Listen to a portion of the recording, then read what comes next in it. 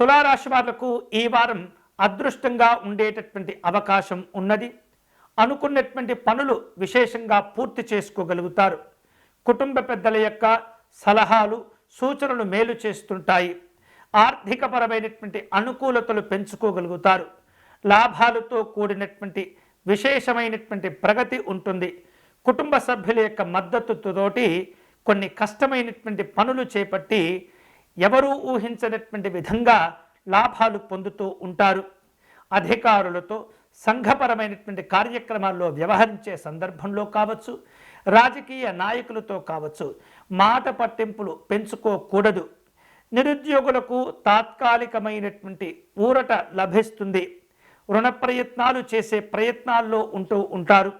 ఎప్పటినుంచో ఎదురు చూస్తూ ఉన్నటువంటి ఆర్థిక అవకాశాలను మెరుగుపరుచుకోవటంలో కొంతమేరకు ఈ వారం సఫలం చెందుతూ ఉంటారు.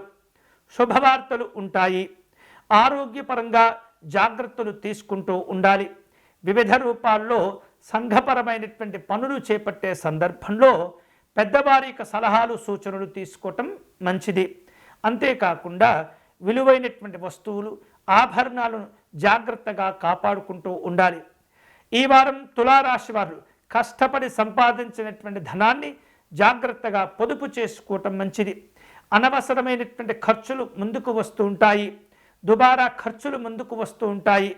గొప్పలకు పోయి కష్టపడి సంపాదించినటువంటి ధనాన్ని ఏమాత్రం కూడా దుబారా ఖర్చులు చేయకూడదు.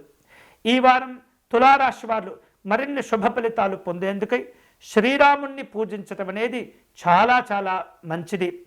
శ్రీరాముని తారకరామాన్ని నిరంతరం జపం చేసుకుంటూ ఉండాలి. రామనామాన్ని ఈ వారం మీరు ఎంత ఎక్కువ సంఖ్యలో జపం చేసుకుంటూ ఉంటారో అంతే శుభ ఫలితాలు కూడా మీరు పొందేటటువంటి అవకాశాలు ఉంటాయి. పేదవారికి అన్నదానం చేయటం, గోధుమ రొట్టెలను దానం చేయటం, కాయగూరలను దానం చేయటం ఈ వారం తులారాశి వారికి చక్కని పరిహారంగా చెప్పవచ్చు.